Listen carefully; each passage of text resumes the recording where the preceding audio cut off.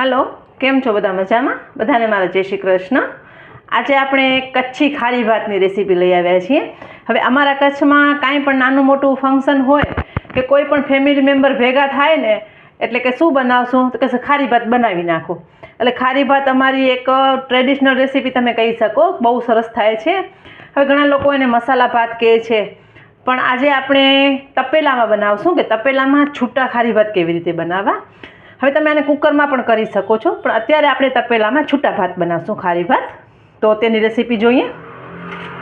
તો તેના માટે મેં સામગ્રી લીધી છે, બટાકા છે, ડુંગળી છે, લીલા વટાણા છે, લીલા મરચાં, આદુ, લસણ, કોથમરી છે, ફુલાવર છે, કાજુ છે, સિંગદાણા છે અને ટમેટા છે।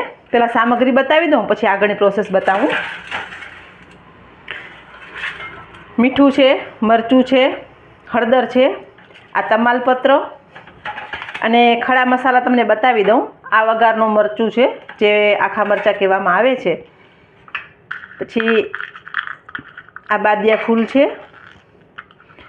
આખો ઇલાયચો છે, આ તજ છે, લવિંગ અને મરી।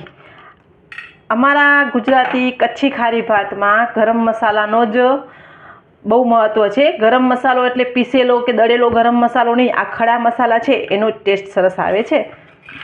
તો આપણે ટ્રેડિશનલ કચ્છી ખારી ભાત બનાવીએ છીએ, તેના માટે તેલ છે અને બાસમતી ભાત છે એને મેં કલાક પહેલાં પલાળીને રાખ્યા છે। હવે આ રેસીપી છે ને એકદમ સરસ બને છે અને ટેસ્ટી તો એટલી બને છે ને કે બધાને ભાવે છે, અને ફૂલ મિલ પોટ કહેવાય ને એવી રીતની રેસીપી છે। એક જ રેસીપી તમે બનાવો તો બધા પેટ ભરીને ખાઈ શકે છે। તો પહેલાં આપણે લસણની ચટણી બનાવવાની છે। હવે ચટણી મેં પહેલાં પણ ઘણીવાર બતાવેલી છે, પણ હું જે ખારી ભાતમાં ચટણી ઉમેરું છું ને એ લસણની ચટણી એ જ છે, પણ થોડુંક એમાં આપણે આદું અને મરચાંનું મિક્સ કરીને કૂટી નાખીએ છીએ। અમારે કૂટવાનું બહુ કહે છે કે કૂટી નાખો, એટલે એને આપણે ક્રશ કરી લઈએ સરસ મજાનું આવી રીતે। પહેલાં આપણે આદું, લીલા મરચાં અને લસણને ક્રશ કરી લઈએ, પછી આગળની પ્રોસેસ કરીશું। તો આપણે સરસ એને ક્રશ કરી લીધું છે। હવે આપણે આનામાં જ આપણે હળદર અને લાલ મરચાંની ભૂકી ઉમેરી દેવાની છે। હું આવી રીતે ખારી ભાત કરું છું ને, આ અમારા કચ્છના ટ્રેડિશનલ ખારી ભાત તમે કહી શકો। હવે આપણે આમાં પાણી ઉમેરવાનું છે। પાણી જરૂર પૂરતું જ, બહુ પાણી ઉમેરીને લિક્વિડ નથી કરવાનું, થોડુંક થીક જ રાખવાનું છે। તમે જોઈ શકો છો આપણી ચટણી એકદમ સરસ તૈયાર થઈ ગઈ છે, અને આપણે આ મસાલો ઉમેરવાથી ખારી ભાત એકદમ ટેસ્ટી થશે, અને આપણે કોઈ પણ જાતના ગરમ મસાલાનો ઉપયોગ કરવાનો નથી।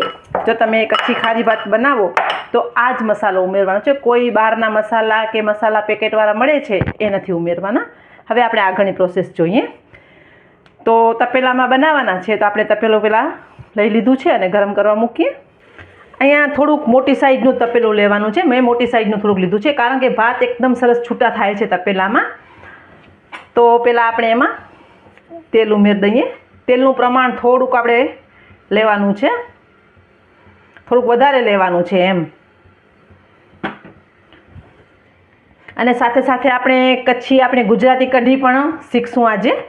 તો કઢી અને ખારી ભાતનું કોમ્બિનેશન બહુ સરસ લાગતું હોય છે, તે પણ આપણે આગળ રેસીપી જોશું।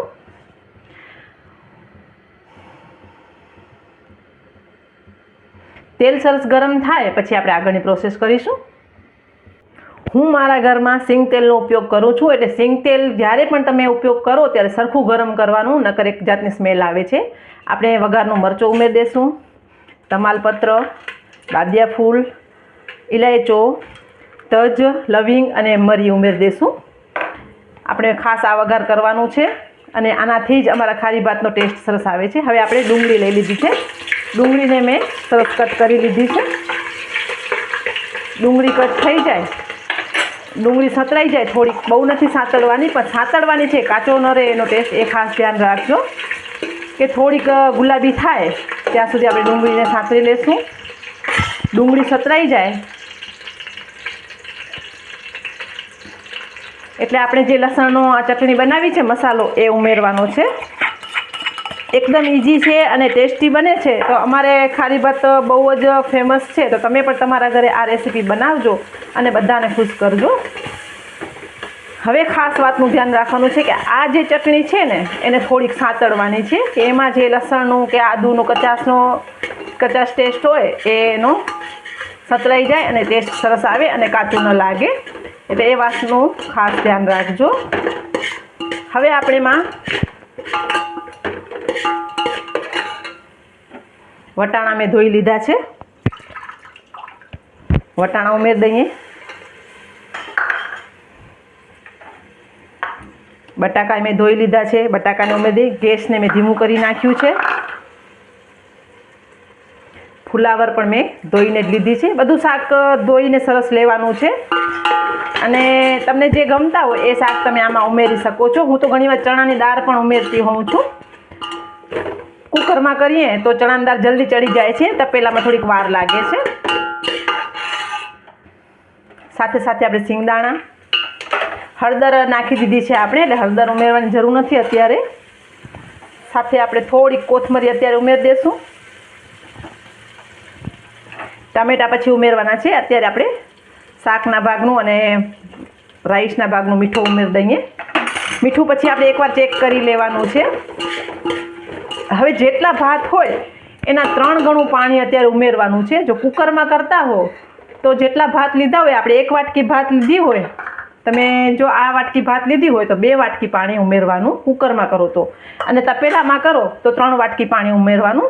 પણ છતાંય આપણે થોડુંક જોઈ લેવાનું કે જરૂર પડે તો આપણે ઉપરથી ઉમેરી શકીએ છીએ.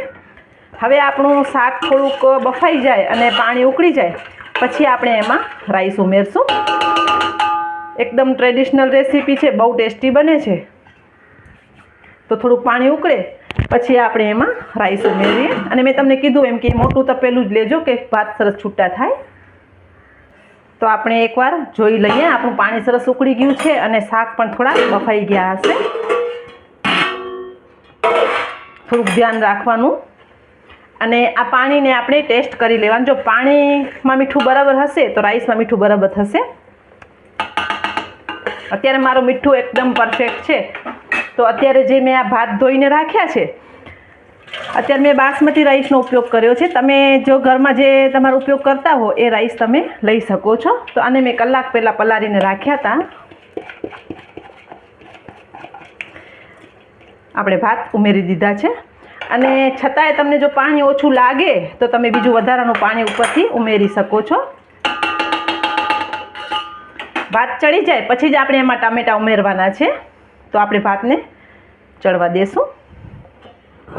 ફરીથી આપણે એને ઢાંકી દઈએ. ત્યાં આપણે કઢીની તૈયારી કરીએ. વચ્ચે વચ્ચે આપણે થોડુંક હલાવતા રહેવાનું છે કે ભાત એકદમ સરસ ચડી પણ જાય અને મસાલો પણ મિક્સ થતો જાય અને ક્યાંય પણ ભાત કાચા પણ ન રહે અને એક સરખા ભાત થઈ જાય.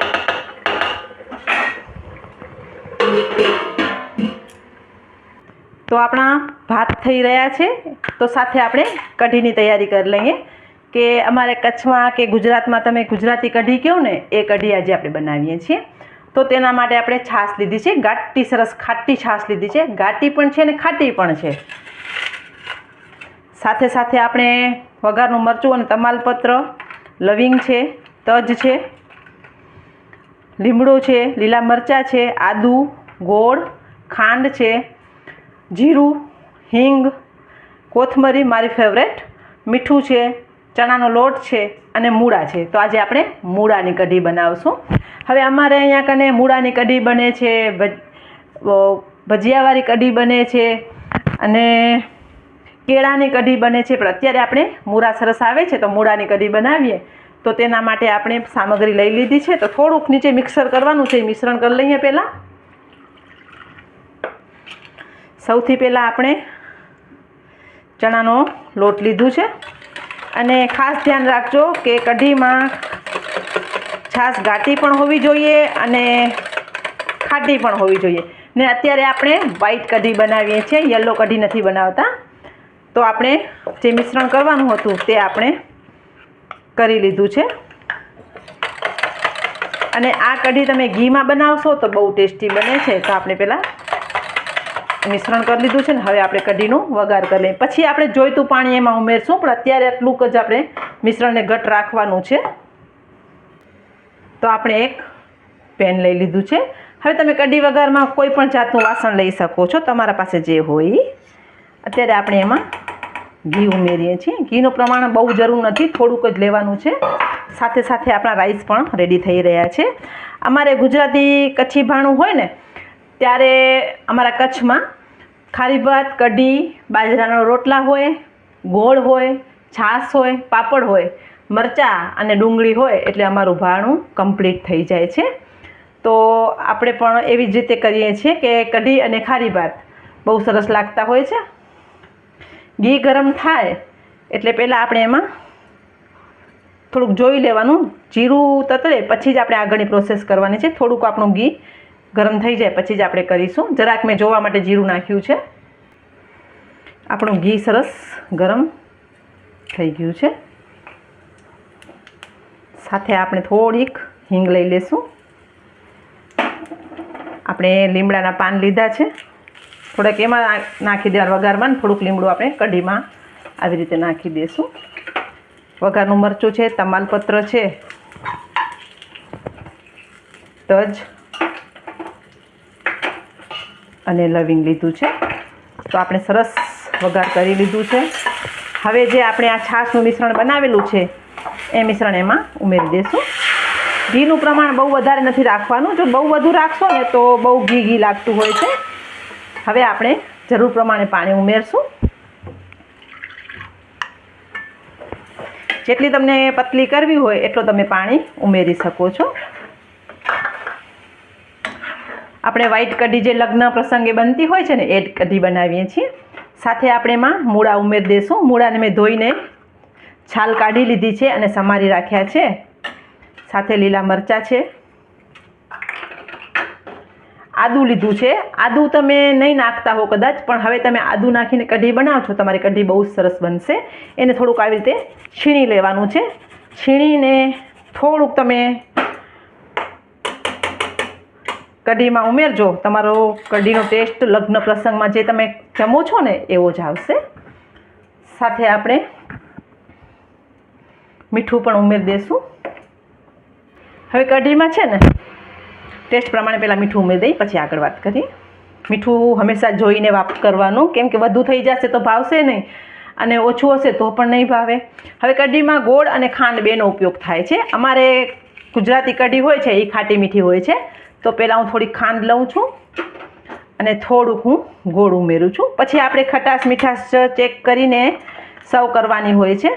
તો આપણે સરસ મજાની કઢી થોડીક આપણે એમાં કોથમરી ઉમેરી દઈએ, પછી ઉપર થોડીક ઉમેરશું. આ કઢી અમારી ટેસ્ટી એટલી બને છે ને કે તમે આ કઢી સાથે બાજરાનો રોટલો છે, ખારી ભાત છે, પ્લેન રાઈસ છે, કોઈ પણ રેસીપી સાથે તમે કઢી સર્વ કરી શકો છો. તો આપણે આને સરસ ઉકાળી લેશું. ઉકળી જાય પછી આપણે એને ખટાશ મીઠાશ ચેક કરી લેવાની છે અને પછી જ સર્વ કરવાની છે. તો આપણી કઢી ઉકળી જાય તેની રાહ જોઈએ અને ખારી ભાત પણ આપણે જોઈ લઈએ. તો આપણી કઢી સરસ તૈયાર થઈ ગઈ છે અને ઉકળી ગઈ છે. તેને સાઈડમાં લઈ લઈએ અને ભાત જોઈ લઈએ આપણે. હવે આપણે ભાતને ચેક કરી લઈએ કે ભાત બફાઈ ગયા છે અને બાકીની સામગ્રી જે ઉમેરવાની હતી એ પણ એમાં ઉમેરી દઈએ. તમે જોઈ શકો છો આપણો ભાત એકદમ સરસ છૂટું થઈ ગયું છે અને થોડીક વાર સિજવા દેવાથી પણ સરસ થઈ જાય છે. તો આપણે એમાં ટામેટાં ઉમેરી દઈએ, થોડીક કોથમરી, થોડીક આપણે ઉપરથી કરશું અને ટામેટાં નાખી અને થોડીક વાર આપણે એને સિજવા દઈએ. દાણો એકદમ સરસ ફૂટી પણ ગયો છે અને ખીલેલો છૂટો દાણો સરસ ભાતનો થયો છે. તો આપણે એને થોડીક વાર માટે સિજવા દઈએ અને આપણા ભાત પણ રેડી છે અને કઢી પણ રેડી છે. તો આપણે થોડી વારમાં સર્વ કરી દઈએ કે થોડા ભાત 2 મિનિટ માટે સિજી જાય. તો એકદમ સરસ ગરમા ગરમ અમારા કચ્છી ખારી ભાત તૈયાર છે. થોડાક અમે ગુજરાતી લોકો ખાવા પીવાના બહુ શોખીન હોઈએ છીએ. તો સાથે મેં છાશ છે, દહીં છે અને સલાડ સર્વ કર્યો છે, લીંબુ છે અને અમારે અહીંયા આવી રીતે ડુંગળીને ભાંગીને લેવામાં આવે છે તો તે સર્વ કરી છે. થોડીક આપણે કોથમરીથી ગાર્નિશ કરી દઈશું. એકદમ ગરમા ગરમ શિયાળામાં પણ ભાવે અને ગમે ત્યારે ઈચ્છા થાય ત્યારે તમે ખારી ભાતને બનાવી શકો છો.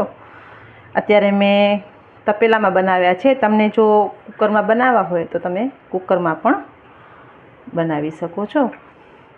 એકદમ ટેસ્ટી છે અને વેજીટેબલ પણ આપણે ઘણા બધા ઉમેર્યા છે ને આમાં તમને બીજા વેજીટેબલ ભાવતા હોય તો તમે એ પણ ઉમેરી શકો છો. અને અત્યારે મેં અમારે પ્લેન છાશ હોય છે એ સાથે સર્વ કરી છે. તો તૈયાર છે ગરમા ગરમ ખારી ભાત અને મૂળાની અમારી ગુજરાતી કઢી.